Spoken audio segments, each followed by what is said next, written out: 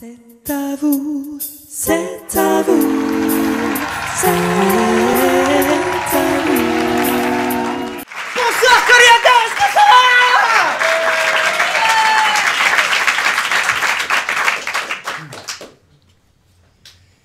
va? Bah, pour ceux que ça intéresse, moi aussi, ça va, c'est gentil de demander, merci. Et pourtant, hein, c'était pas forcément facile pour moi tous les jours. Pour vous dire, moi j'ai eu beaucoup de poisse, je suis allé hyper souvent à l'hôpital parce que je me suis cassé tout un tas de trucs. Et en fait, quand t'arrives à l'hôpital, ce que j'ai toujours trouvé bizarre, c'est que le premier mec qu'on te présente là-bas, c'est un anesthésiste. Ouais, pour ceux qui voient pas bien, en fait, c'est comme un dealer, mais qui a bac plus 10. Donc moi, il arrive, il dit « Bonsoir, congénère ». Bah, il a bac plus 10 quand même, il va pas te dire « Wesh frère ». Voilà, alors, je voudrais pratiquer sur vous une anesthésie loco-régionale par neurostimulation. Je vous explique, le principe est très simple. En fait, nous allons vous piquer à l'aine, insérer un petit câble qui va diffuser un léger courant électrique afin de repérer le nerf qui innerve la région du fémur. Une fois que nous aurons trouvé ce nerf fémoral, votre jambe va te mettre à trembler toute seule, c'est un peu impressionnant mais parfaitement indolore. Nous allons ensuite vous injecter un cocktail de naropéine, lidocaïne et de morphine afin d'endormir votre jambe et de placer un cathéter pendant 48 à 72 heures. Vous êtes d'accord? Moi, tout ce que j'ai retenu, c'est que le mec voulait m'enfoncer une aiguille. Là! Igor, tu prépares monsieur? Oh putain, Igor. L'infirmier. 1m85, mono-sourcil, l'accent russe, boudiné comme un cuistot mexicain, la délicatesse d'un bûcheron canadien. Lui? Là? Non. Bonjour, Igor. Ah oui. Bon, vas-y, mais tu t'appliques, hein. Ah!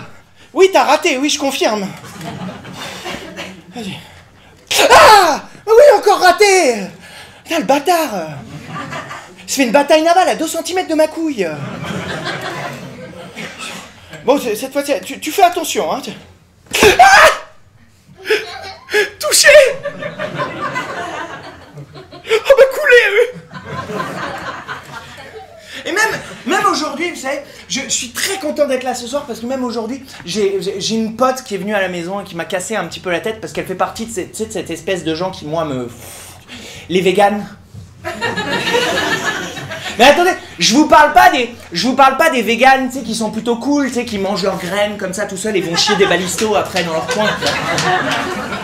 Non, moi je vous parle de ceux, tu sais, qui sont trop militants pour la cause animale, tu vois, et aujourd'hui elle vient me voir, elle fait « Non mais Camille, est-ce que tu te rends compte de ce qui se passe un petit peu actuellement, quoi? Non mais est-ce que t'as vu dans les cirques, dans les zoos, on enferme des animaux dans un espèce de simulacre d'habitat naturel, tout ça pour divertir l'être humain, quoi? Non mais franchement, si on inversait les rôles et qu'on mettait des humains dans ce genre de truc, t'appellerais ça comment, toi?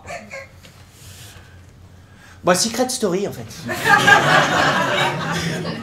Et en plus, je vous dis ça parce que ce qu'il y a, c'est que moi, on peut pas me dire que je soutiens pas la cause animale. Hein. Moi, j'ai un chien, moi-même. Alors oui, je sais ce que vous êtes en train de vous imaginer, où lui, avec sa dégaine, là, espèce d'enfant illégitime entre Émeric Caron et Frida Kahlo, il doit avoir une espèce de saucisse sur pattes, là, avec des poils qui traînent, qui passent la serpillière pendant que ça marche. Non. Vous voyez, moi, je viens d'une banlieue un peu chaude. Hein. Wesh, wesh. 9-2, Courbevoie represent. Donc vous comprendrez que j'ai besoin d'un chien qui impose le respect. Hein. Du coup, je me suis pris un bulldog américain. Ah, il y en a un qui connaît, oui. Pour les autres, ça fait souvent cet effet-là, vous inquiétez pas.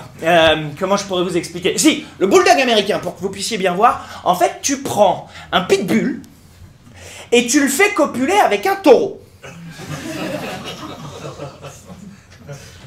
Oui, non, pardon, c'est une fausse bonne idée.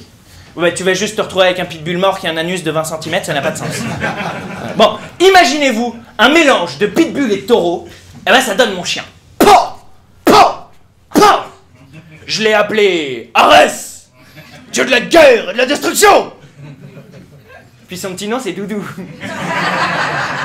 Ah ouais, je vous ai ramené une photo, je vais vous le montrer. Juste avant de vous le montrer, on est quand même d'accord de dire que si l'homme descend du singe, le chien descend du loup. C'est pas une soirée ciné-club, hein, vous avez le droit de me répondre. Alors, est-ce que l'un d'entre vous pourrait m'expliquer comment est-ce qu'on a fait pour partir de ça est arrivé à ça. Et si vous avez envie de le savoir, je vous invite à venir me voir à Lyon à partir du 6 janvier.